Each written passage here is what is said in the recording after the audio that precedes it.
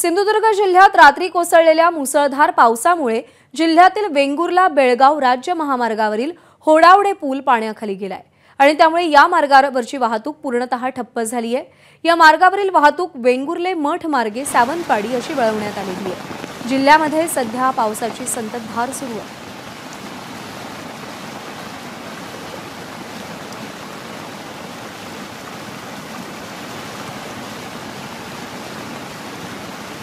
तर तळ कोकणात सिंधुदुर्ग जिल्ह्यामध्ये दमदार पाऊस सुरू असून जिल्ह्यातील 21 धरणातून पाण्याचा विसर्ग सुरू झालाय।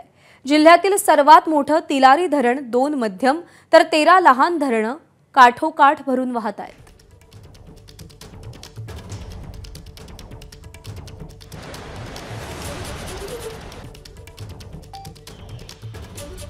सिंधुदुर्ग जिल्ह्यातली ही दृश्य आपण पाहतोय।